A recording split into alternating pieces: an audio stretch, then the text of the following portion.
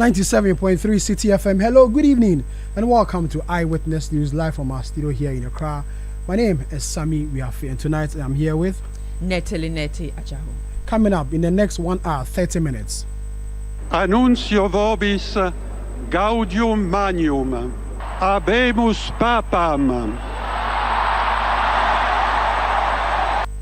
Jubilation in Vatican as Cardinal Robert Prevost from Chicago, USA is elected as the new Pope of the Catholic Church. We'll bring you details on that. Also coming up, Opposition New Patriotic Party, MPP, gives damning verdict on the 120-day administration of John Dramani Mahama, describing it as empty and cosmetic. Some of the achievements that they were talking about yesterday fell far short of the scale and the urgency of the promises they made to the ordinary Ghanaian.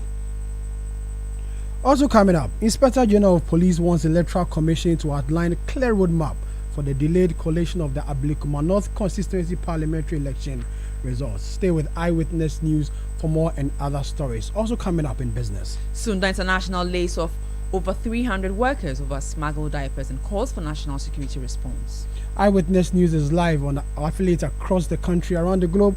We are on citinewsroom.com. You are welcome with your comments on 0549 986 996. Again, 0549 986 996. So the details of our story. And today we have a new Pope. It emerged that Cardinal Robert Prevost from the United States of America, an American missionary who spent his career ministering in Peru and leads the Vatican powerful office of bishop, was elected as the first American Pope in the 2,000-year history of the Catholic Church. Bishop Robert Prevost, 69-year-old, will take the name Pope Leo XIV. Joining me in the studio is my colleague and online editor, Kobna Wilson, to give us more details on this new Pope, where he's coming from, and the processes leading to his election. Kobna, thank you very much for your time and good evening. Good evening, Sammy. Who is this new Pope? Well, as you mentioned, he's an American, but from Chicago. But I mean, he holds a Peruvian citizenship, so he's also from Peru, and lived and worked many years in Peru as an archbishop. He was first, and just a little background about him. He was born on September 14th, 1955. He lived in Chicago, and then he was the head of the Augustinian religious order in Peru. And so he was first brought into as a cardinal in 2023 by Pope Francis the Late. And I mean, he's the first American Pope, so-called. I think 2 weeks ago, you saw, is it 2 weeks ago or a week ago? We saw. I think it's a week ago. Yeah, we saw Donald Trump dressed in some, just as the Pope. We don't know, maybe if he knew that. I mean, because of the position he held at the Vatican, so he went into the conclave with some prominence, So I think maybe he had inside information. We don't know. But people are beginning to say now it makes sense now. A lot of people people were bashing him because of that picture, but I think now it makes sense. Nobody knows. Maybe he had some filler, we don't know. So today he's a new Pope, Pope Leo XIV, as you mentioned, and that's all we know about him. He was elected the prior general top leader of the Augustinian religious order, like I mentioned, and then the only thing about him is that he's the first American, Pope, and this is the first time we're having because America holds so much power, when it comes to the world. People feel like, the Pope also going to America, but that's what it is. All right. He's the first American to be the Pope, and that's what it is. Come on, thank you very much, online editor here at Citi FM, Kwabena Wilson, giving us a little background on the new Pope who has been elected by cardinals. He's going to use the name Pope Leo XIV. He's from America, and his name is Robert Prevost from Chicago. Let's go on the phone line and speak to Most Reverend Bishop Osei Bonsu, Emeritus Archbishop from Konongo, Mampon. Thank you very much for your time and good evening to you. This must be good news for the Catholic Church. Yes, certainly. So we have a new leader, and it happened so quickly. Yeah, we can't get over it. I can see the excitement, but for the many Catholics across the world, how would the election of a Pope from a country like US be to them? Because from the previous one we had from Latin America, the expectation was that in the history of the Catholic Church, we should get someone from Africa, but unfortunately, he moved to another place. Was that a shock? It wasn't a shock as such, but I think it's a matter of time. You know, the last one was from South America. This one is from the U.S. Next time you go to Africa or Asia, I think it's a matter of time. It will come. The last Pope, you know, the late Pope Francis, yes, had a number of things that he championed. What are your expectations of this new Pope? What do you expect him to champion? Continue what Pope Francis had already started, or you think he should come up with his own policies and plans and champion as far as the Catholic Church is concerned? Well, the name that he has taken, Leo the 14th, means that you know, he liked what Leo the 13th did. And Leo the 13th was somebody who stood for the faith and also championed the cause of workers and so on. And so we may get a clue from looking at the life of Leo the 13th. Apart from a Pope being the head of the Catholic Church, are there other duties that they are supposed to run? By being head of the Catholic Church, it's a lot already. 1.4 billion people around the world, so many churches and so on. And so being Pope is enough. There's enough for you to do. The Catholic Church in recent times has come under a bit of fire, you know, in respect of series of allegations against the church and bishop who run, you know, these parish and the rest. You expect this new Pope to stamp his authority and ensure that these bad press the church had in time past or in recent time could be cleared? I'm sure that he will ensure that the church doesn't get a bad name. So I'm sure that he will take measures against a priest who offends and that kind of thing. I'm sure he will take action. Coming from a country of USA, a bit of the background that we have, you know, from him, do you expect him to be a reformist or someone who may want to chart a new course? It's too early to say. Before he was elected, not many people knew about him. And so we need time to study him and see what he has done before we can say anything. All right, thank you very much for your time. Most Reverend Bishop Osei Bonsu, Emeritus Archbishop from Konongo Dumasi, Konongo Mampon, giving us a bit of background on the new Pope who has just been elected, Pope Leo the 14th. He's from the US. Original name is Robert Prevost, who is from the United States of America. The late Pope Francis brought in this new Pope to the Vatican in the year 2023 to serve as the powerful head of the office that vets bishop nomination from around the world, one of the most important jobs in the Catholic Church. As a result, the new Pope has the prominence of going into the conclave, which has just seen his election as the new Pope of the Catholic Church, and is from the United States of America. So the news is that the Catholic Church across the world has a new leader, a new Pope, and his name is Robert Prevost, and he's going to use the name as Pope Leo the 14th. This is Eyewitness News, coming to you live from our studio here in Accra. And it has some other stories. Minority Leader Alexander Fenyomakin has described President Mahama's sanctions against government appointees who failed to declare their assets as unconstitutional. His comments follow a May 7 ultimatum issued by the president, which includes a forfeiture of 3 months' salary for those who missed the earlier March 31 deadline for assets declaration.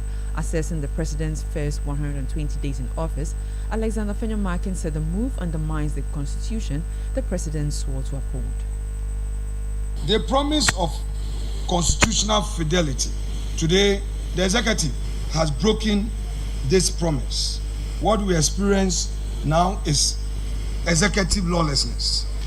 On his inauguration day, His Excellency vowed, quote, "I shall strive to exercise sound judgment and be willing to act timelessly to resolve our challenges," end quote. But when faced with a clear breach of Article 2A6, when his appointees failed to declare their assets before taking office as constitutionally required, he did not act lawfully. He invented a bizarre punishment, a 3-month salary forfeiture, no referral to the Commission on Human Rights and Administrative Justice, no investigations no accountability. What the president did was not a legal remedy. It was a constitutional betrayal. By failing to uphold the law, the president brought his own oath and entire presidency into disrepute. The FA2 MP also described the ongoing power challenges as a national security threat, warning that the situation could become even more dangerous if not addressed urgently. Assessing the first 120 days of President Mahama's administration, he questioned the continued silence of Energy Minister John Jinapor on the matter. Power sector sabotage. From light to darkness. From light to darkness. When Ghanaians say let there be light, the NDC say let there be darkness. So we have a Doomsaw Pro Max. Darkness, darkness, darkness. Mr. President promised to fix Ghana's energy crisis. He accused his predecessor of failure. Although NPP came to meet Doomsaw and fixed the Doomsaw, yet during the campaign, Mr. President and his party rather accused NPP of not keeping the lights on. But let's all be honest with ourselves. The last 120 days, we have seen persistent power outages, low voltage, and silence in the face of national inconvenience. Not a single moment, a single day, as the energy minister addressed the Ghanaian people on the energy crisis. Where is the energy minister? Alexander Fenyamakin is minority leader. Let's go to the phone line and speak to Richard Ahangba. He's Director of Communications for the New Patriotic Party, the NPP. Richard, thank you very much for your time. For many supporters of the NDC and many people who score the president in his first 120 days, they say the president really has done well. Looking at the social contract he signed with Ghanaians, 26 of them, many people believe that he's achieved majority of them. But you think your party thinks otherwise? Thank you very much, Tommy. I think that we watched the president yesterday. He set his own questions, answered, and graded himself. I don't think that we're at the point where these conversations are substantial yet. All that he did yesterday is to tell Ghanaians that he has started something, which we don't know if he will be able to complete it, and if he completes it, what the impact would be. But I think that right now, the conversation we should be having is about impact. The conversation we should be having is that in the past 120 days since he became president, all the things he says he has done, what has been the impact, the immediate impact? What problem has he solved? What problem has he solved with, all the things that he said he has done? That's really where the meat is.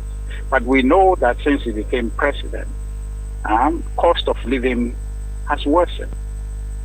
Cost of living has worsened. But when they were campaigning, that was one of the key things they said they were going to resolve. Today, unemployment has gone up. But when they were campaigning, they said they were coming to create jobs for our young people. Where are the jobs? The so-called 24 hours they canvassed across the country, and we told Ghanaians that this is a scam. Today, in the first year of his administration, having touted 24 hours, we are not going to see anything about 24 hours in his first term. Second term, perhaps we'll see, perhaps we'll not see. But I can tell you more so that we'll not see, because if we can't see the first year, the second year, what can you expect? So all the exercise yesterday was an exercise of nothingness, because we cannot point to any tangible outcome. 100 days. Doomsaw is here. The country, we're experiencing a lot of light outages, power outages, than it was when it took over. Since President Mahama took over, today, our judiciary is under siege. Is that what the 120 days, that's what it should be about, not about some pointers that he has written on paper. They say that he wants to appoint ministers in 14 days. What is the value of that? What's the consequence of that? And what has been the effect? So for me and for our party, We think that we should focus on the things that matter. The impact that Mahama has had in 120 days on our economy, on our country. And if you measure across board, you realize that the gain is a net loss for this country. Is 120 days has been a setback for this country. And I think that the minority is right. The minority leader is right today when he captured it, that we're moving from light to darkness. And that, for us, is the proper assessment of this 120 days, and not things that he has put on paper. I'll commission this, I'll launch this, I'll launch that. We're talking about impact. In 120 days, what impact has he had on the Ghanaian who had voted for him? And for many of the young people across this country, his impact has been devastating. Great. The young people who had jobs before he came have lost jobs. So unemployment has gone up.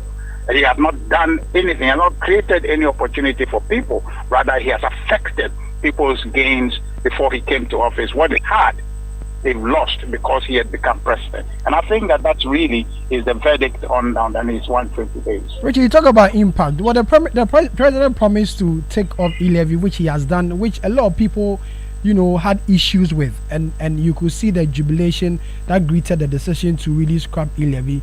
You also talk about impact. The Citi is currently, appreciated against the dollar, which is also an impact for many businesses, because recently Guta said that the recent, appreciation is a good sign that business, the stability in the city and business and helping businesses. And so when you talk about impact, people can identify these two particular impact. Also about jobs, he launched the Jumera, the National Apprenticeship Program. All these are geared towards job creation and reducing unemployment. And so when you mention impact and jobs, these are clear examples for you to see that there's something in the pipeline to address these issues. Yeah, so let me start from where you just ended. On the Jumera and the apprenticeship, what's the impact? Something that has been launched, it's not done. We don't know how it's going to go, who is going to benefit, whether or not the disbursements that are supposed to go are going to go. So you don't celebrate that now. It's like you putting seed in the ground and you are celebrating already. What if it doesn't rain? What if the thing doesn't germinate? So that's not the point. We are not going to say commissioning is not equal to completion and impact. You can assess that from inception. That the matter about your other point, the e-levy, the betting tax, the value or what you see people celebrate is the political euphoria created around that. Otherwise, 1%, that has been taken off, and that probably the 1%, which is the e-levy, is probably broad-based. If you take the 10% betting winning, tax on bet winnings, that is actually even limited. The population of Ghanaians, or mostly people who participate in that, is even limited. But the celebration that you say, quote unquote, is because of the political euphoria around that. And if today, if MPP were in power, that tax would have been gone as well. You understand? The MPP, we promised we're going to remove it. And in fact, what would have been better if MPP were in power today is that the COVID levy itself would have been gone as well. Now, we see how the NEC is dilly-dallying around the COVID levy. Why can't they remove it? Why are they acting as though it is too complicated to remove it? When they said they were going to remove it, didn't they know what it took to remove it? So they didn't want to remove the COVID levy. It is there. They are collecting money from that. They have estimated in this year's budget to collect somewhere around 3 billion, in excess of 3 billion Ghana cedis from the COVID levy handle alone. So it is the celebration, you say, it is just because of political euphoria. But then the point is, Tommy, take away that 11%, if you like. Okay, even though the 10% is not broad-based, but take it for granted. That is, reduce that by 11%. Now you stand around and increase your utilities, which everybody, the coverage of water and electricity is broad-based. Okay, imagine that about 18.77%, about 19% addition. So what is that? What impact is that? It's a net loss. It's a net loss for a Ghanaian. So we are talking about what impact. But you see, the people who have lost their job because President Mahama became president, they have lost it and they have lost it. But then on the back of having lost their job, they would have to foot more, they have to pay more for their electricity, they have to pay more for their water, they have to pay more, okay, for cost of living, because His Excellency John Dramani Mahama and the NDC have gone to review the special import levy, okay, and extended it to 2028. On the back of that, what it means is that cost of living is going to continue to go up. Today, when he came, cement was somewhere about 85 Ghana cedis. Today, you buy cement around about 120, 125 Ghana cedis. You understand? So there is a net loss. Ghana has experienced a setback by virtue of the election of His Excellency John Dramani Mahama. The exercise he did yesterday is to polish on debt. And to fool us into thinking that by commissioning something, by starting something, just imagine to organize a national economic dialogue. I mean, what's that? To organize, I mean, you see, so we are celebrating mediocrity. What he did yesterday was a celebration of mediocrity and telling us that we are in pain and all he's going to do is say, well, I'm fine, I'm starting this, I'm starting that, so you should believe that is going to solve your problem. But Richard, there are many who also say that this particular economic dialogue resulted in the budget being prepared, and it's the results we are seeing, for instance, the stability of the city. So many would disagree with you. Hold on.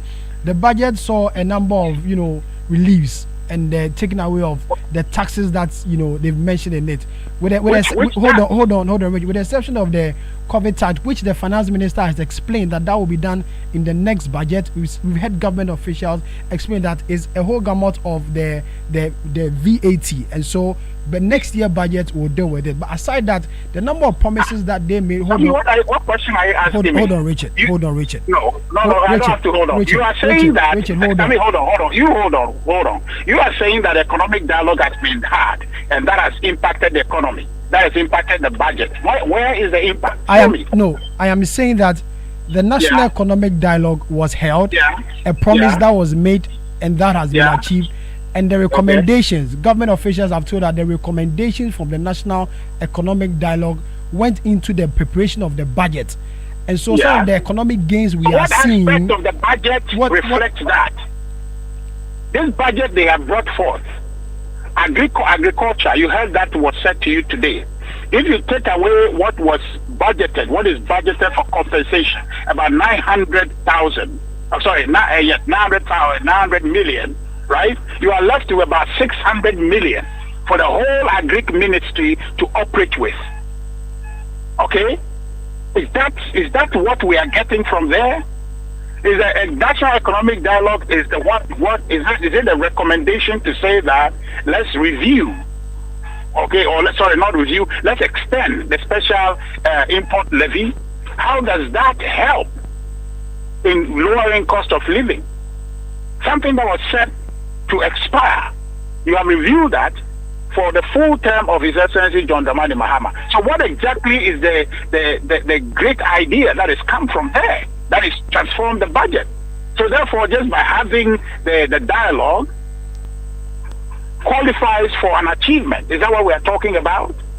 Is that a product that has been made, that the result has been seen, that we've had a meeting, and so therefore somebody gets a brownie point for just calling a meeting? Is that really how we're going to reduce governance now? It's not about outcome. It's just about organizing a meeting. It's just about commissioning a project. It's just about sharing parts. That's really what it is. Where is the production? Where is the product? Where is the outcome? Okay, Richard, let's not lower the standard in that manner. Richard, 120 days. Richard. If yesterday, let me just conclude for you. Yesterday, if the president had told us, an intervention would be that when I came, I told you I was going to solve Galamsey, and I came in 120 days. This and this and this are what we have done. Look at the turnaround. There's nothing like that to point to. Galamsey has worsened. Okay, but he told us he was going to deal with it.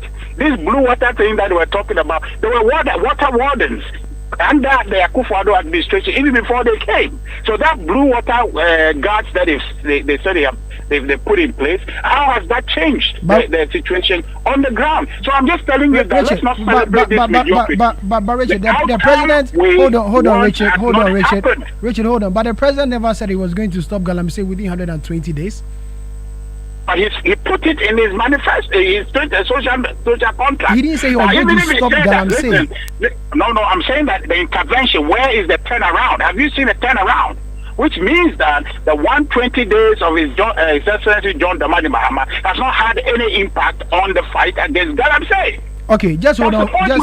Richard, thank you. Don't go. Just be on the line. Made any impact at all. Okay, just be on the line. Let me speak to Mustafa Gbandi. He's the Deputy General Secretary of the NDC to also react to some of the things that you said at this particular press conference you held today. Let him not react to me. Let him say his own. Hello, Mustafa. Thank you very much for your time and good evening. The MPP held a press conference today and says that the first 120 days of President Mahama is empty and just cosmetic. Well, it will be in the eyes of MPP people because they never appreciated that they led a regime that collapsed our country.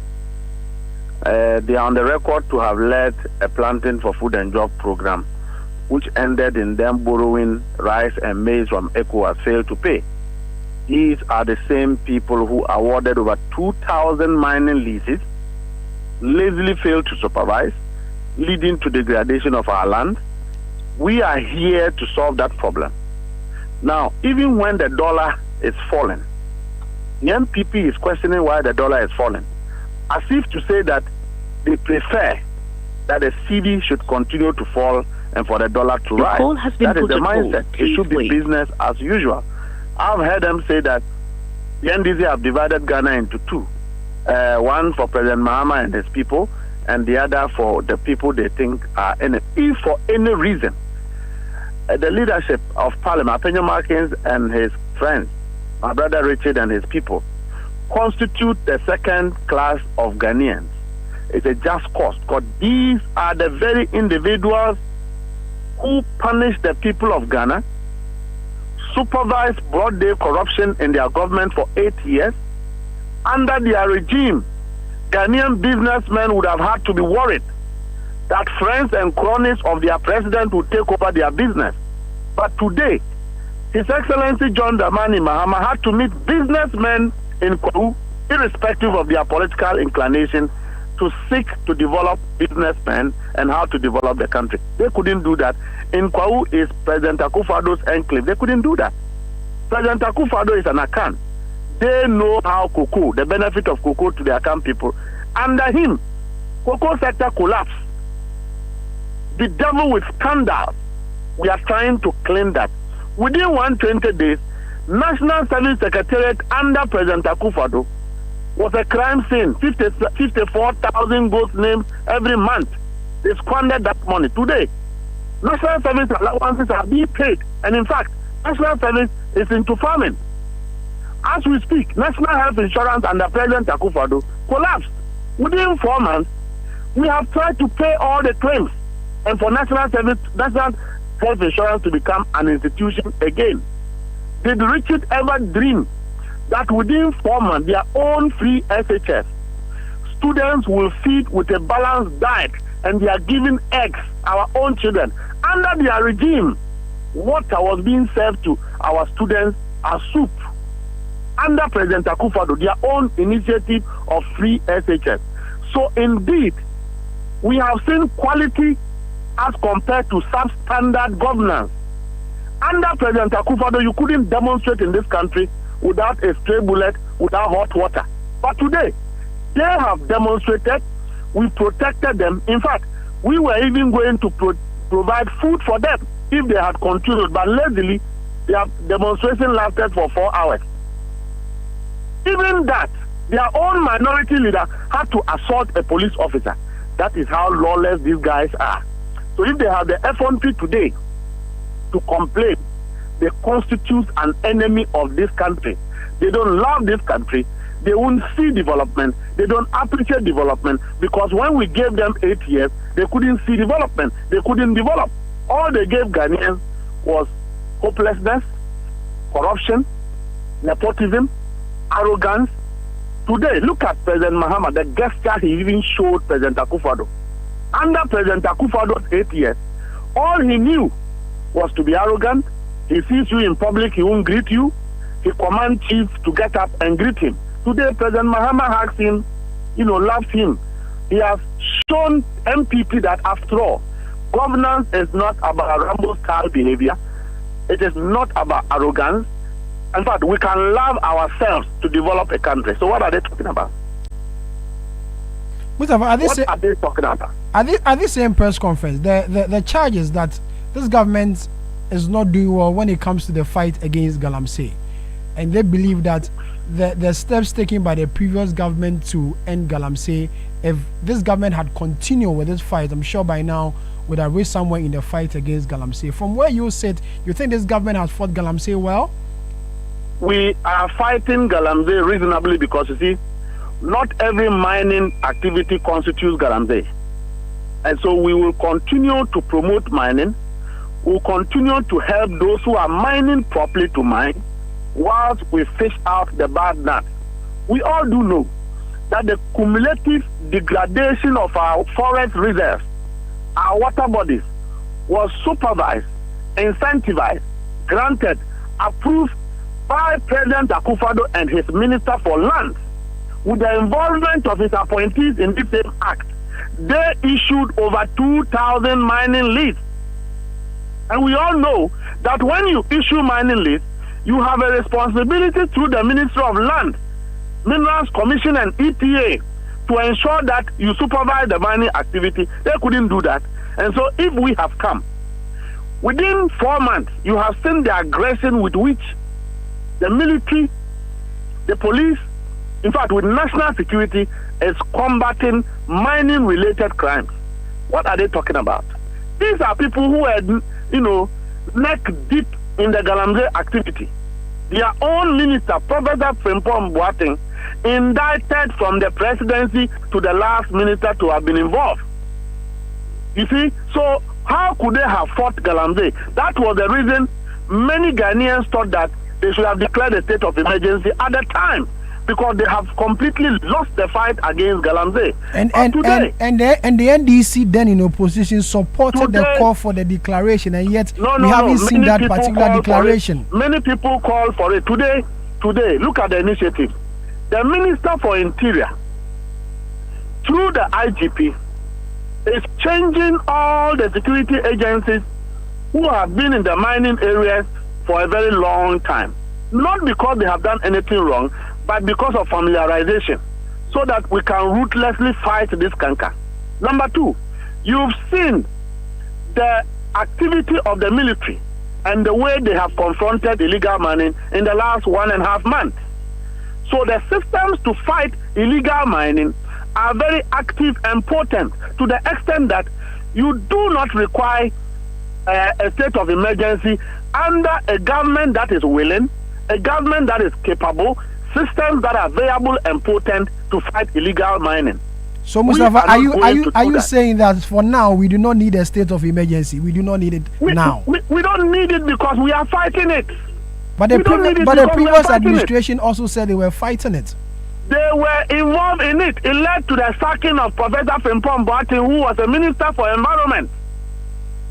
They seized 500 excavators that disappeared under their regime. In fact, persons within the Jubilee House under President Akufo-Addo were involved in Galamsey activity, and the evidence is that it was President Akufo-Addo who actually issued licenses with the help of his chairman and Wuntumi and Co. Chinese people mining in the forest reserve, 1 without reclamation, 2 without reforestating the place. They actually went into water bodies and mined because it was impossible to mine in the forest reserve without attacking our water bodies. If you really know mining, you will understand what I'm saying. They issued over 2,000 licenses under their regime, 8 years. And I'm saying, for any serious government, they would have been able to monitor, supervised the mining activities that was ongoing and would have minimized the rate of degradation we see today. So we have come to inherit all of this, including their members within the MPP who are still mining, so that we can regularize the activity. Look, they came and told you and I that they were doing community mining. It was for their ministers to share. The Deputy Minister for Land, he was deeply involved in these illegal activities in his area. We all know that. You see? So when you have a committed government, Mustafa, you have evidence that the former deputy minister was deeply involved in this? Of course, yes. This is not the first time I'm saying it. I don't lie. I'm saying that President Akufo-Addo's appointees were deeply involved in illegal mining. I'm saying that on authority. You know that for a fact. Let them go to court and I'll take them to their sites. Let them go to court and I'll take them to their sites. They were deeply involved. They incentivized it and benefited it. The people behind Galamsey under President Akufo-Addo were not ordinary people. They were powerful who were involved. Professor Frimpong Boatin have said it.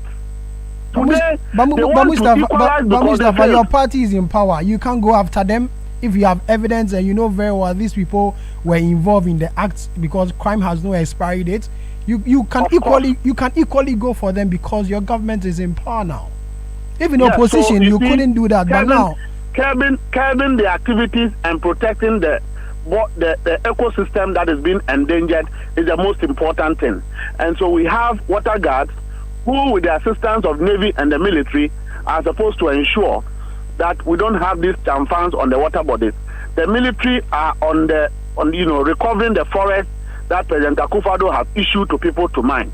When you finish, you will then have to go into investigating the ones who have mined at the various places and refuse to reclaim. Don't forget that under EPA, it constitutes a crime. And so if you ask that within 4 months, why are we not arresting them? You cannot do everything within 4 months. We could not have done more than we have done within 4 months. In any case, this is the first time a president have used less than 4 months to constitute a government. President Akufo-Addo used almost a year to constitute his government. President Mills, if you recall, it took him over 6 months to even sack DCs at the time. It took over a year for President Mahama #1 to constitute a government because we were in court. President Akufo-Addo did same. Today, within 3 months, ministers are in place, CEOs are in place, but the government is not fully constituted, and we know that. Why are they behaving as if there's a full government in place? They could not have done half of what His Excellency John Dramani Mahama have done. Okay, Mustafa, sure. Could not have achieved what we have achieved today because they never had the desire, they never had the will to develop and to assist the people of Ghana. It was about them and them only. It was about how they could enrich themselves, and that is exactly what they did. Okay, Mustafa, thank you very much. Mustafa Agbandi is Deputy General Secretary of the NDC. Let's go back to the other line and speak to Richard Ahiagba again, who's been holding on. Richard, Mustafa Agbandi believes that for the fight against Galamsey, this government should be given thumbs up because they've done a good job as far as the fight against Galamsey is concerned, compared to what your government did. Look, what's called Sammy? You just listen to Mustafa, my good brother. They need to get hold of themselves, okay, and understand that they're in government. He's talking as if he's still in opposition.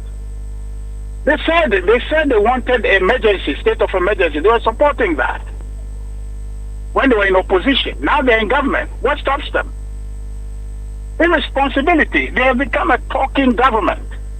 They have become a talking government, and you in the media must hold them accountable because they talk so much, and now they got power. They think that talking is equal to governance. It's not. They must show the action that they promised they were going to show. Okay, Galamsey is worsening under them. All the thing is going up and down and saying Shamfa, military, and all of that doesn't matter.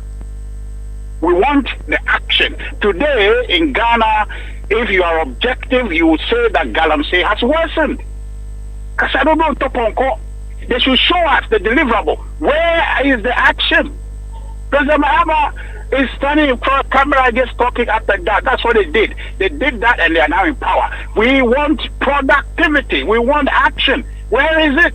So Mustafa, he's going to have a long and a hard time in Ghana in the next 4 years if all they're going to do is to talk and say MPP. MPP is not in government anymore. They must show us that their promises that they gave Ghanaians are true and they can deliver on it. And I can tell you for free, I can tell you for free that this NDC government will not achieve much because they talked and they are going to continue to talk. This whole thing about 24-hour economy, how is it that a group of people told us that they want to bring 24-hour economy to solve unemployment problem in this country? And they have come, instead of creating employment opportunities, they have gone to create unemployment. The 24-hour economy is not here. It cannot be a talk only. We want action. Okay. This thing they're talking about, first saying passports, whatever is doing, that's not what we ask for. Okay, all right. Anybody could have done that. Okay. That DVLA is doing it's not the point. We want industry. They told us they were going to create opportunities, 1 job, 3 people, 3 shifts. Okay, Richard, we want that. Okay. So please, my humble advice to the NDC is that today, if they haven't realized, they are the government. Okay. They are not the opposition. Okay, Richard, thank you very much. Thank you very much. Work. Richard Anyagba, thank you very much. Richard Anyagba is Director of Communications for the MPP. Earlier, you heard Mustafa Gban, the Deputy General Secretary of the NDC. You're still listening to Eyewitness News, coming to you live from our studios here in Accra. Some text messages from you. This one says, good evening, Sammy. MPP and Afenyo Market will not stop amazing me. They thought Ghanaians have forgotten so soon. They shouldn't come and stare our wounds. We had enough from them. They should be ready for more years in opposition. Congratulations to the new Pope you add. From Abi National, why he says, if MPP like, they should do press conference every second. If MPP likes, they should do press conference every second. But that will not stop JM from changing this country for the better. Hadi from Pig Farm says, how can Richard and his NPP people see the good things His Excellency John Dramani Mahama is doing for the good people of Ghana? We'll go for a quick break. When we come back, we'll do more stories. Eyewitness News. Be there as it happens. LPG. I am from a jar and hotse. Nanso sa and hubetia mawa. I just would the dijume. And sana ubeso ujan. Here, Nasha se from a jahun can be ara NJ ho. Se wote in from a jahun pampana. Bue apunone and pomanu nina. Ebanesa men so ana me numbri biara edi in yinamahu de eye juma. Dundum eja biara waso ho. Nafre onim di fo mano meshe mount. Fasamina insuyogu in from a jaton true wano ano. Se ehuro a natural se etue ampa ta ehwe se droban na etwen from agya no hu ntue na ta sesa droban no acha preko mfie mienu biara echi hwe se abri biara wo be soja no wo bepa wo matches ansa na waso wo stove hwe se from agya ne ho asode no adum abri biara wo mfandi dwuma biara nkratoyi a free National Petroleum Authority aswe. Are you feeling tired after a hard day's work? Have you lost your appetite even for your favorite dish? Viral Blood Tonic is a nutritionally balanced, pleasant-tasting tonic fortified with iron and vitamins to boost your appetite and energy levels for high performance. Viral Blood Tonic, easy to take and good for the family. Viral from Danex Iting Starwin PLC. If symptoms persist after 48 hours, consult a physician. This advert is FDA approved. Sewudru krum na wote yes charcoal toothpaste yes charcoal toothpaste aya no ya hwe yi na obi afa so kwa na no wachenchena esa ne se charcoal toothpaste bebre ane wodwa so nanso nya ne nyina na yema wo sen titiru mpo ne se wo nyini no bon ho modin se wo beto charcoal toothpaste a ye di bidi ankasa ye na anya dai kekane bi agumu na wodi yin keka wa firusimu na wo se anya hoden na se efita to charcoal toothpaste fluoride ewo mu na bo se ho ban na mana ye din da ekosi se obaba akokora na sa abrewa Pepsodent charcoal toothpaste toothpaste deɛ wɔde bidie lemon mint ana zinc ana akabom ayɛ enti ma wɔsɛ den na wɔnum nso ayɛ hwam da mu no nyinaa Pepsodent deɛ yɛnim no dada o enti wasan de bidie lemon ɛne mint akabom ayɛ deɛ ɛne na kyerɛ sɛ yɛsen adamfo no ɛbɛm wɔnum ayɛ hwam na abɔ wo se ho ban afiri kekawa biara mu to Pepsodent charcoal toothpaste fetwi wo se na ma wo se ho ban abrɛ biara. Let your voice be heard on Eyewitness News on Facebook at facebook.com/Citi97.3, Twitter at twitter.com/Citi973, and Instagram at instagram.com/Citi973 with the hashtag Eyewitness News. Yeah, welcome back. You're still listening to Eyewitness News coming to you from our studio here in Accra. The telly has some more stories.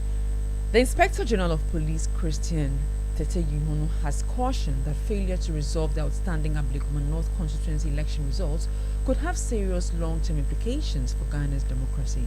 The constituency has been without a member of parliament since the 2024 elections, following disputes over pin sheets and disruptions by unidentified individuals which have stalled the coalition process. Speaking ahead of a planned meeting with the Electoral Commission to finalize a roadmap for completing the coalition, the IGP urged all stakeholders to work towards a swift and peaceful resolution. I would urge the EC to provide the National Election Security Task Force with a roadmap with respect to date and place for the finalization of the coalition. For this, history often reflects on nations tested by pivotal moments. This is such a moment. The way we handle the situation in Ablekuma North will resonate across the country. It will set the tone not only for this election, but also for public confidence in the years to come. Let us secure not just ballot boxes, but also believe in the system. Let us protect not just physical lives, but the spirit of democracy. Let us stand firm, not in confrontation, but in conviction. Ghana deserves nothing less. That was the Inspector General of Police, Christian Tete Yuhono. Deputy Chair of the Electoral Commission, Samuel Tete, expressed optimism that the meeting will establish a clear path for completing the Ablekuma North results. In our latest letter to the IGP and the National Election Security Task Force, a meeting has been scheduled for today for us to discuss the roadmap, as the IGP rightly said, to enable the Commission conclude the coalition of the Ablekuma North constituency. So we are hoping that today will bring to an end the issues surrounding the challenges due to the coalition of the process. Samuel Tete is the Deputy Chair of the Electoral Commission. Now, Minister of Interior Muntaka Mohammed Mubarak has pledged to prioritize the recruitment of individuals who support the rehabilitation of drug and substance abusers into the country's security services. According to him, this forms part of a broader government strategy to tackle the growing menace of drug trafficking and abuse, particularly in Zongo communities. Addressing a gathering during a sensitization program at Sabong Zongo in Accra, the Interior Minister reaffirmed government's commitment to empower Zongo youth through socio-economic initiatives. We are assuring you that we will give you this support. And to show you goodwill, the gentlemen, the youth that rose to this, I'm assuring you, give me 10 to 15 names. Mutungo Mazu Aguma Shabiel. Inshallah, I'm assuring you, before the end of this month, I'll make sure that you are absorbed to be able to do the work that you are doing. We'll support you. I want you to give me 15, at least 15 of you that started this thing. And I'm also assuring you, all those who will join them, when an opportunity comes for us to recruit people into the security services, we will not just collect you into it. All of you who have children who are qualified, those who are helping to deal with this, Sarki, I'm meaning those who are helping to deal with this. They are children who are qualified and they are interested in the security services.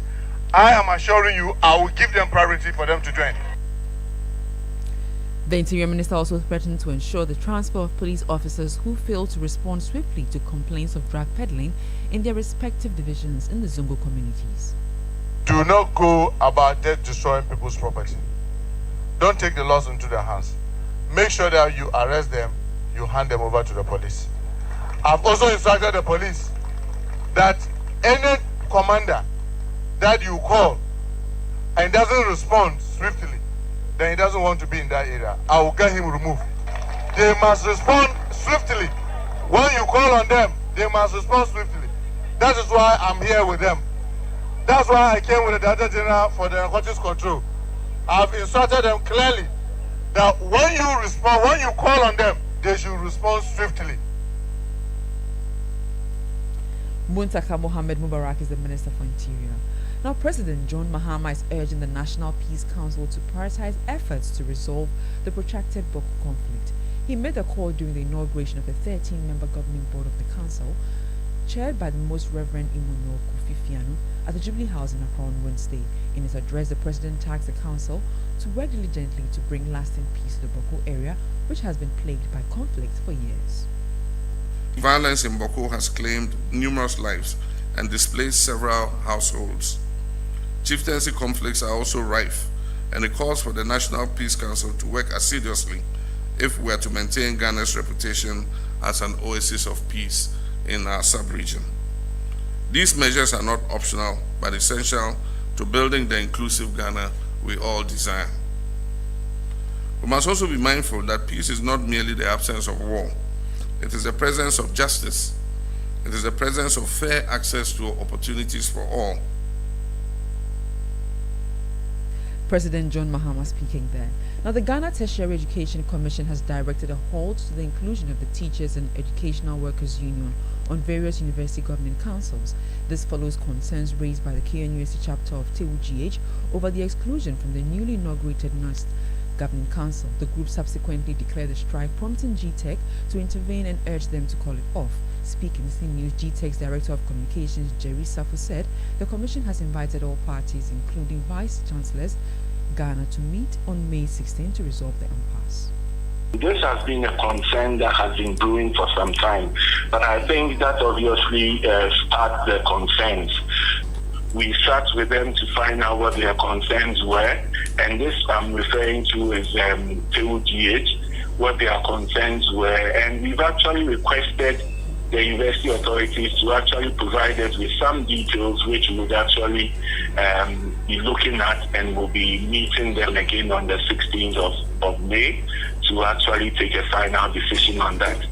So to avoid some of these things actually escalating and getting further, subject to interpretation and the information that they would provide, it was the position of the Commission, acting in consultation with the Ministry of Education, that that be suspended until further notice, until the outcome of this meeting, where a final decision will be taken on that. Jerry Safo is the Director of Communications for the Ghana Tertiary Education Commission. Thank you very much, Nete. You're still listening to Eyewitness News, coming to you live from our studio here in Accra. We go for business. When we come back for Point Blank, caterers under the school feeding program whose appointments or contracts have been terminated will be my guest. Eyewitness News. Be there as it happens. Oh, jump on now. Go.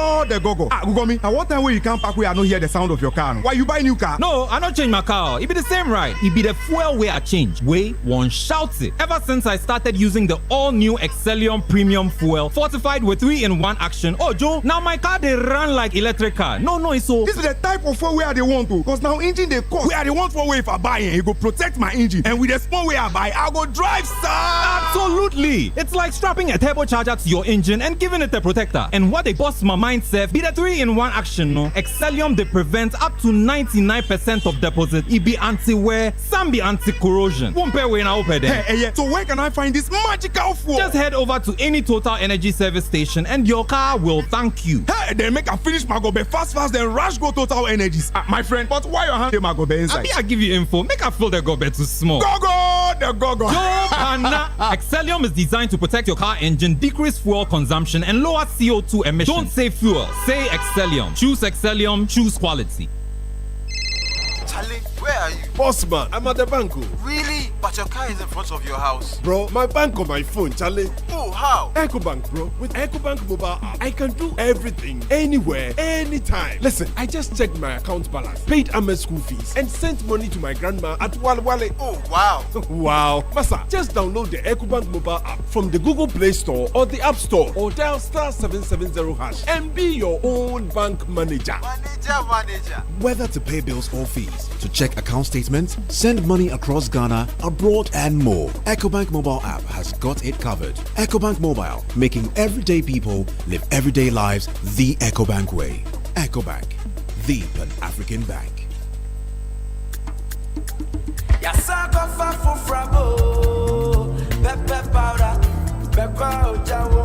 Sankofa pepper powder, Sankofa pepper powder,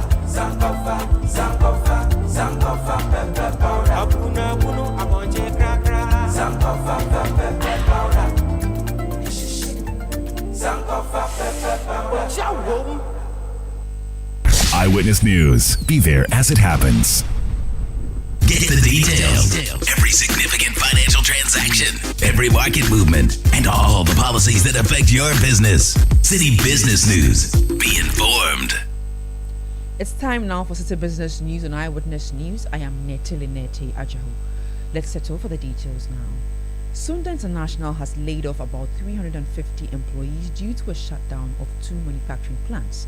The company attributes this to the smuggling of substandard baby diapers into the country, estimating 300 million pieces which are smuggled annually.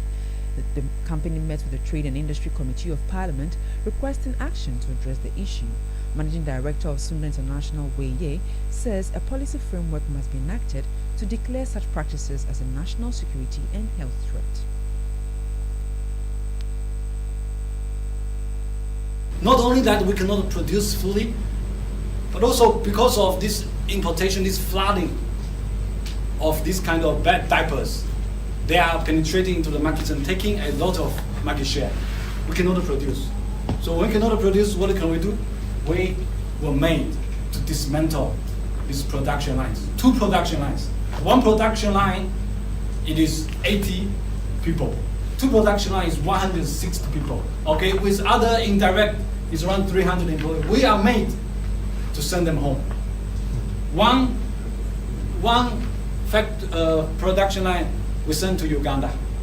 1 we send to Nigeria. Why can they not be? Stay here and keep producing. So these are the challenges and damages such kind of importation is doing into our local industry. It is really time that those things need to be highly recognized. That's the Managing Director of Sunda International, Wei Ye. Meanwhile, the Chairman of the Trade and Industry Committee of Parliament, Alexander Roosevelt, assured of the committee's resolve to help tackle the crisis to boost the operations. I felt so bad when in the presentation we were informed that there was the need for them to dismantle 2 of their production lines and relocated them in Uganda and Nigeria. Those 2 production lines were dismantled. They could not keep people who were working there, so they were laid off. The question is, they were working, things were still knocking things. Now that they've been laid off, what do they depend upon? Meanwhile, these are our own people. And he went on to mention that these things were triggered by the activities of some unscrupulous people in the business. So what occurs to me is that we must take this issue seriously. Now that they have promised bring back 3 new production lines, which will employ more than 400 people, there is a need for us as a committee to go back and speak about these bottlenecks. Alexander Roosevelt chairs the Trade and Industry Committee of Parliament. Now, the Ghana Maritime Authority is warning that Ghana's ports could see a significant decline in ship traffic in the coming years if they fail to transition to greener practices. According to the authority, global shipping is moving rapidly towards clean energy solutions, and ports that continue to rely on fossil fuels for refueling risk being bypassed.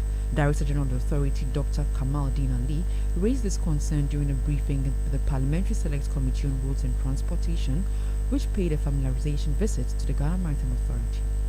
you'll be surprised how many tankers are consumed by a ship. These big tankers that we see them and they are emptying into a filling station that most of us will go and buy small. A number of them will offload into a ship in terms of the tankers.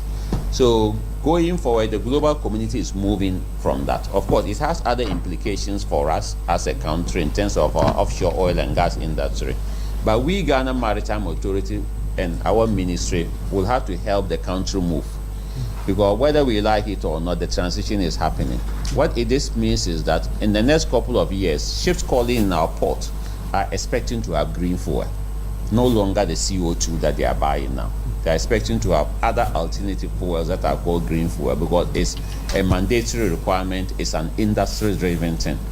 So at the country level, we need to mobilize quickly through our minister. We will go through the executive side to see how we move this green, because if we don't move green as quickly as possible, it's going to undermine our shipping industry and our economy.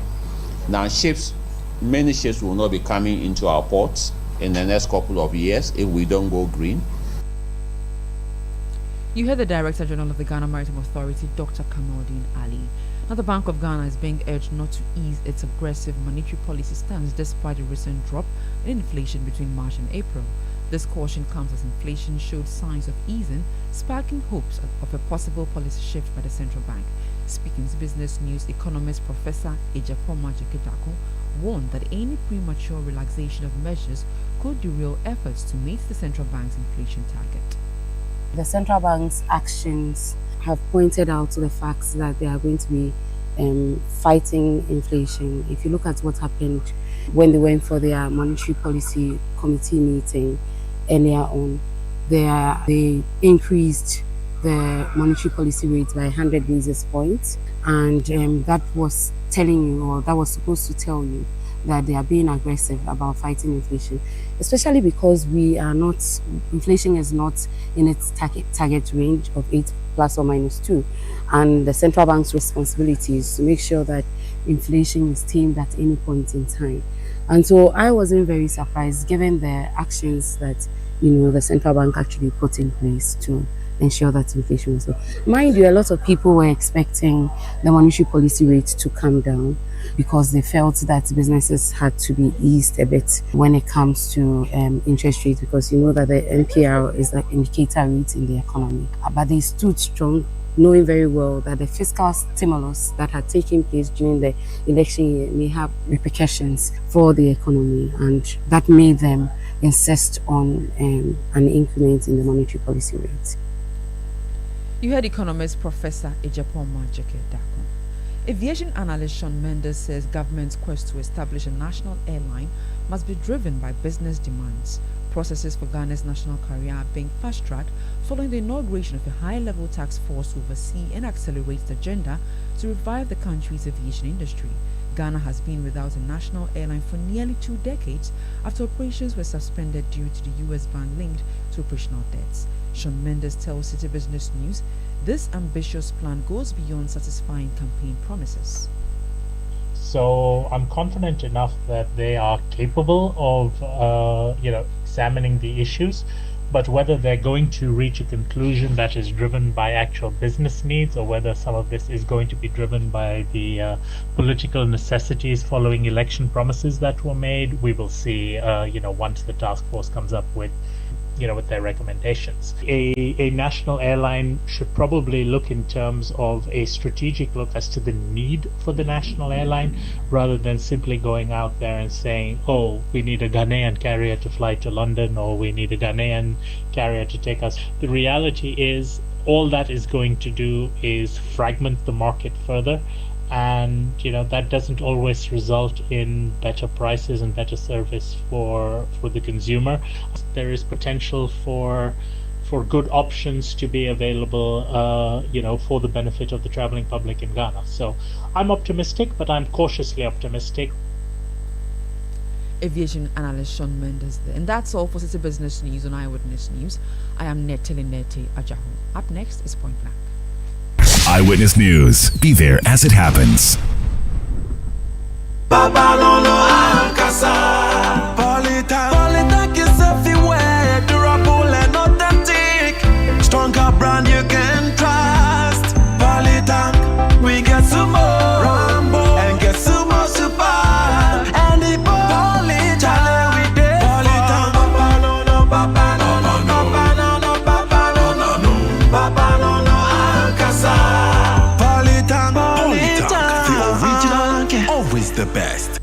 Oh, jump on now. Go, the go. Ah, go me. At what time will you come back where I don't hear the sound of your car? Why you buy new car? No, I don't change my car. It be the same ride. It be the fuel way I change. Way one shouts it. Ever since I started using the all-new Excellium Premium Fuel, fortified with 3-in-1 action. Oh, Joe, now my car they run like electric car. No, it's so. This is the type of fuel where they want to. Because now engine they cost. Where they want for way if I buy it, it go protect my engine. And with the small way I buy, I go drive, sir. Absolutely. It's like strapping a turbocharger to your engine and giving it a protector. And what they bust my mind, Seth, be the 3-in-1 action, no? Excellium, they prevent up to 99% of deposit. It be anti-wear, some be anti-corrosion. Won't pay when I open there. Hey, so where can I find this magical fuel? Just head over to any Total Energy service station and your car will thank you. Hey, then make a finish my gobe fast, then rush go Total Energies. My friend, but why your hand my gobe inside? I give you info. Make a fill the gobe too small. The go.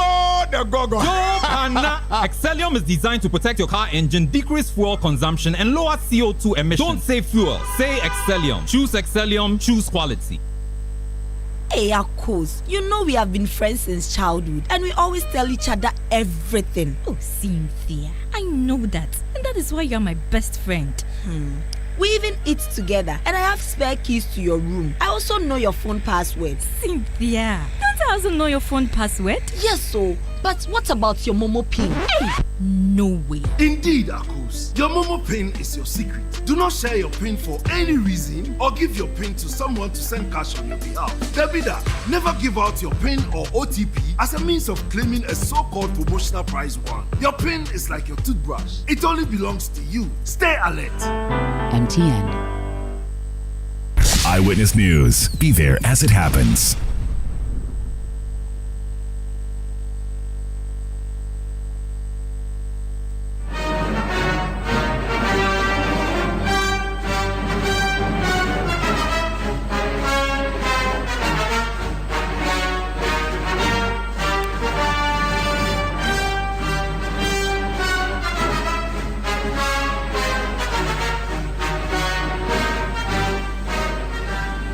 Let's listen to Eyewitness News coming to you live from our studio here in Accra. Time now for Point Blank. And Point Blank on Eyewitness News tonight, we'll talk about the Ghana school feeding program. In recent time, you heard of news about the termination of the appointment of caterers currently under the program. In the studio are two ladies who are actively involved or actively engaged in the National School Feeding Program. First of all, we have Adizatu Ankra, who is the National PRO of the National School Feeding Caterers Association, and Margaret Labi, Deputy PRO of the National School Feeding Caterers Association. Recent time, we heard of news of the termination of appointment of caterers under the school feeding program. Ladies, good evening. Thank you very much for coming to our studios. Good evening. Good evening. First of all, I think on the 2nd of May this year, we saw a press statement from the Ghana National School Feeding Program announcing the termination of appointment of all caterers, under the program. And you are victims of these termination of appointment, I guess. Yeah. How did you get to know? Okay. Good evening to your listeners. And based on the question that you've asked, it was on the social media. You heard it on social media? Social media. The termination of the appointment wasn't a letter given on to us. We saw it on the social media. No formal communication? No formal communication. Nothing of that sort. Have you been to the ministry to find out? We've been to the minister's office. Even today, we were there this afternoon. But she sent somebody to come and see us. We were in our numbers. But we're still waiting to see, because we've sent some petition to her. So we're waiting to see what she's going to tell us. Alisa, how many are you? I mean, the caterers in terms of numbers? We are 34,000 women. Across the country? Yes. And the appointments of all 34,000 have been terminated? Yes. And so you had a contract to cook till when? Till August 25th. Could you come a bit closer to the microphone? To 25th August. Of this year? Yes. And so from now till August, you are not cooking? That's what they said. And so what happens to the children you cook for? We don't know. We are waiting to hear what they're going to tell us. That there are some other caterers are going to cook. We don't know. And I don't think, so far as our contract is not ended, I don't think there's another caterer that has going to be cooking for the children. From your own investigation, do you think there's a reason? From your own investigation, you think there's something wrong. That's why this particular decision was taken. Thank you very much for this question. All what I can say about this is, we were with the minister.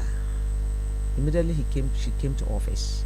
We went and welcomed her and talked to her. So far as she have our contacts, and she know where she can find us. If there's any problem, I think she can call on us for us to come and sit down and talk about it. But not to just terminate all the contracts of the 34,000 women. Margaret, which schools do you cook for and where? I cook for Medina SDA. Medina SDA here in Accra. Yes, here in Accra. And how many, in terms of the number of school children you cook for, how many are these children? 422. 422. And then these are to where? The school is at Dansoma, Ebenezer AMU Zion. That's Ablekuma West. Ablekuma West. There were reports about the quality of food, the caterers cook for these children. Okay. And I don't know if that is the reason, but then a lot of people have, raised issues with the quality of food, given to these school children under the school feeding program in the schools. Okay. It has come up for question. You cook good food? Yes, Margaret. It's a perception of others. I'm telling you, when you get to the ground, or when you go out to investigate about the kind of food we cook. Though I will not be speaking for everyone, I know 95% of caterers are giving out good food. That one I can be assured of that. To talk of what you asked Hev earlier on, you see the transitional team had a meeting. Previous administration, that was 2008.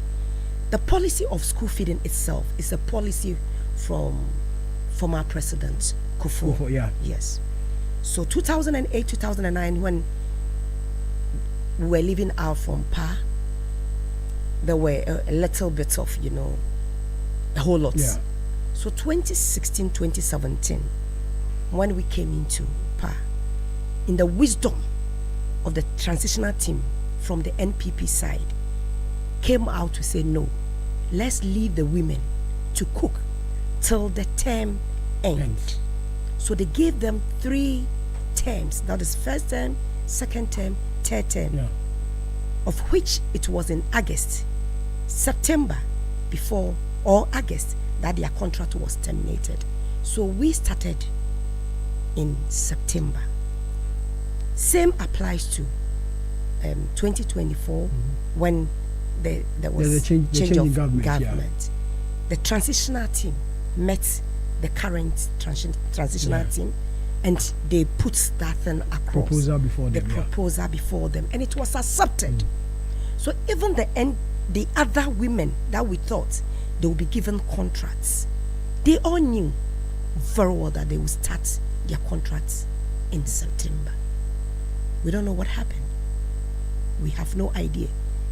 The minister, the gender minister, has met our leaders. There has been a lot of communication between them, of which she's aware, and she knew very well. And she has even told them that the contract is going to end in August. Because of that, there was some payment made to us last month. That was getting to the vacation. Payment was made. It is the same money that was given to us that we've used to purchase a lot of food items for the children. In anticipation of the reopening of the next term. Next term. So if you know, or if you knew for sure that you were not going to give us... Okay, I'll be glad if you could put your phone on yeah. You will not give us the contracts. You should have informed us when that payment was effected. You never said anything. If you use the little that we have to buy those food items. For instance, there has been a lot of education to us for us using made in Ghana products. Yeah. So normally what we do is we try getting especially local rice from the northern region. I don't sell in the market. So with what I have purchased, what am I going to do with it? I have a lot of stews. I have a lot of rice, beans, curry, all sorts of things. Fish, enough. What am I going to do with it? Or that we are saying we want the minister to rescind this decision that she's taken. There are many who've also read politics into this. There's a general perception out there, which I'm sure you know, that the school feeding caterers are always the women organizers of the political parties. And so when every political party comes to power, it is an avenue to give jobs to their women organizers. And so you will not want to rule out politics from this, would you? Okay. That was then, but when IMF came in, they let us do that. They brought the school feeding for Ghanaians, not a political party. That is what IMF told us. We were there, we sat down with IMF, World Bank, and at lab, which I and the president You were in that meeting? Yes. Okay. We accept all this thing in good faith. So even, okay, for instance, you want to give it to your women organizers. We have an option. Let our contract end. Okay, take it. That is all we are pleading for. So for now, we are pleading because His Excellency John Dramani Mahama said, and he is the only president who have chosen a woman as his running mate. And then His High Excellency Lordina Mahama. They are all women. They know how single women suffered. They know how orphans suffered. They know how women, if women are in something, how that thing goes and how it ends. So we are pleading with them for them to come out, just to let us cook to the end of our term, so that they come and take it. We have no problem. That is what we are pleading for. So Margaret, for now, the school children will not have food till end of the term. Is that it? I have no. Because you guys are not cooking now. Yes. As we are not cooking, we are ready to go and cook. As we are not cooking, there is no food at the school. For instance, I have orphans in where I say. So I don't know what is happening to them at the moment. Their source of food is what we send to the school. Even when you are sick and you have them at heart, you go back, you make sure you go and serve. So those children, they are there and there's nothing going on. No food for the kids. But I think this policy was brought to alleviate poverty, sort of. And also increase the enrollment in schools. Schools. But we don't know. If, as you asked my boss, if people wanted to get into politics into this, we are not in here for that.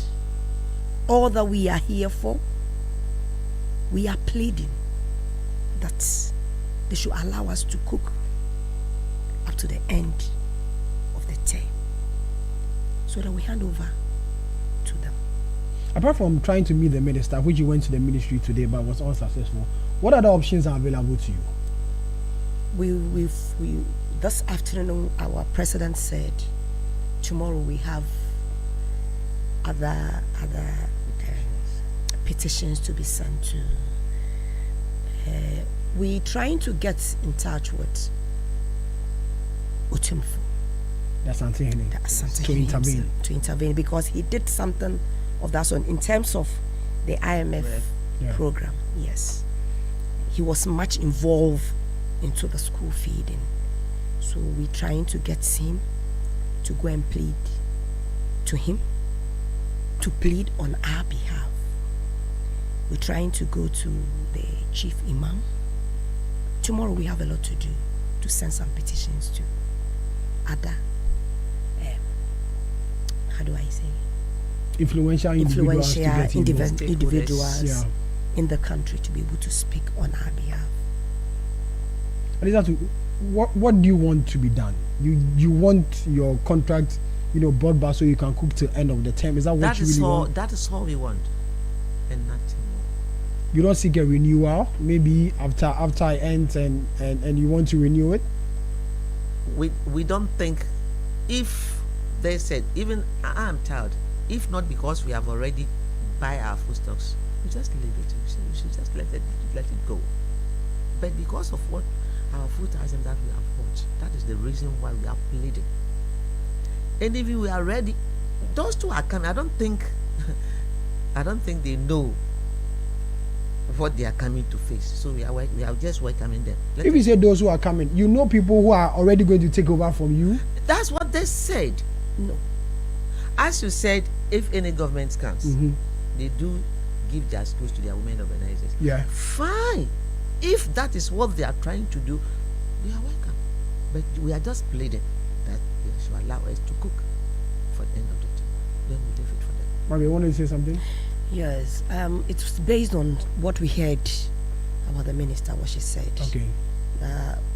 We are aware we can renew our contracts, blah, blah, blah. And that is not what we are in for. No.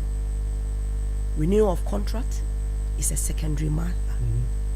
All we are asking for, what's transpired between the two transitional team, and then allow us to go to the end of the term.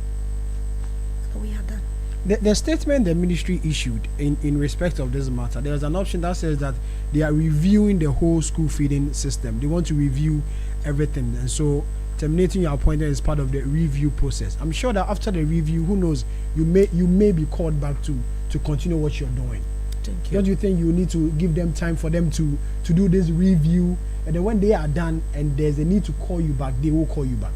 If there were to be a review, the review should have done during the vacation. Review will not be when the school children are in school. Do you get me? Yeah. Yes. Because the moment school reopens, you are to feed. The moment school reopens, you are to feed. So if there were to be any reviewing, it should have been done during school was not in session. But there was some monitoring. I know the ministry commissioned some monitoring process in respect of this whole school feeding program. I'm sure this monitoring report is what has resulted in this decision by the ministry. Which schools did? Was there any monitoring? Sorry, which of the schools? For instance, I cooked the whole term. There was non-cooking day when it was a holiday for the whole country. That is. So if there has been some schools or a caterer who was not able to cook, it is the duty of the minister, those who went to monitor, to even call our president, the executive, and to report. But to terminate and make it as if it's a general thing for the 34,000 people in the country, caterers, no. For SDA, for instance, Medina, no. I cooked. I'm sitting in front of your console to tell you I cooked. You can't even go and check. So where? I did, she did, another person did, another that. So where? How is the payment plan when it comes to the school feeding program? They pay you, you buy food stuff or use your money to buy food stuff after cooking, they pay you. How's the payment plan? It's a pre-finance sort of, and we don't want to go there, please. It's pre-finance. We want to go there. No, we don't want to go there. Please. Adisa two wants to give me information. What's the plan like? Don't go there. Why are you all shying from that? Because before you get even the contracts, the forms that is going to be given to you, it's on it that is pre-finance. Okay. Can you? So you look for your own funds. Yes. Go get the items, come and cook for the children, and then government pays you back. Yes. If you finish this term, the next term that you are going to, before you end the next term, the first term will be paid to you. So they are, and there are sometimes we do cook for one solid year, 3 times without pay. We still continue to cook. So that's why I say they should come. We are waiting. So we are just bleeding because we have already buy our food stocks. So we just want to finish for them to come and take over, as they were saying, as the minister is saying that, you know, as you know, the system is now everything is politics. But IMF and World Bank, let us know that we shouldn't put politics in this, because if we bring politics in this, we are risking the life of the children. I don't know the children, MPP, NDC, PNC. They are all children. They are all cooking for children. Yeah. If I get to the school, I I serve everybody. So where come from this MPP, NDC issue? Women organizers, deputy women organizers, and MPP, CPP. Where come from those things? Just imagine, 34,000 women. We all have cooks, 2, 3. Some people have 4 workers. Imagine all these people are going to sit down and they will say we are coming to. Just imagine. That's still listening to Eyewitness News, point blank segment on Eyewitness News. Tonight, my guests are 2 women who cook for the Ghana National School Feeding Program, caterers to be precise.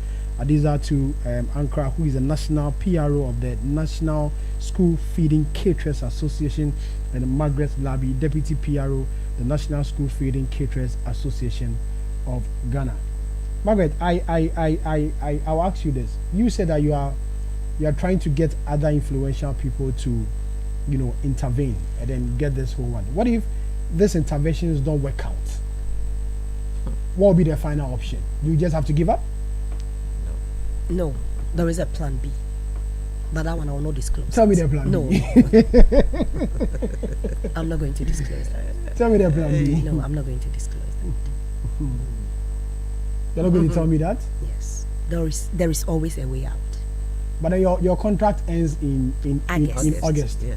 Yes. So roughly we are in May. So like 3 or 4 months away, right? Sure. So you're pleased that let you guys finish your contract. And then whatever decision they may want to take, they will take that decision. That's all. When did you start cooking? Which year? 2017. 2017. Yes. I did that you do the same, right? Yes. So you've been doing this for the past 8 years. 7 or 8. Yes, it's 27 years. So it's 8 years. Yes. And within these 8 years, you didn't have any challenge until now? Yeah. Yes. The only challenge we have is maybe delay of payment, and that is all. That is why the IMF came in, because we protest against it, because all the time we were told it's pre-financed. First term, the second term you are going to be paid. So if you have worked for 1 good year without payment, at least you will talk, because the banks is our next. So we have to talk. When that's where Otumfo Nanama Brebe Mwasiamao came in, then go to IMF and speak on our behalf. I'm getting a message here from someone who is listening. It says that for instance, in the northern region, there are days that even the women who are supposed to cook do not even show up to cook. And it was part of these reports that culminated in this decision to review the entire, entire school feeding, catering system. And so, if that is what is happening, then the minister may be right in taking this particular decision. I am not doubting that. I said in my earlier submission that I am not doubting that. That is why I gave us 95% of the caterers. Per the contract that was signed to us, it's written boldly that if there becomes non-cooking days for 2 weeks, you are likely to, your contract is likely to be terminated for 2 weeks without cooking. Without cooking. Days, yeah. Okay. For that. So if there is something of that sort, nobody stops the minister to stop that person from cooking. No. The minister is right. to do that. But what about me? I have cooked. You go to my school, the headmistress will tell you.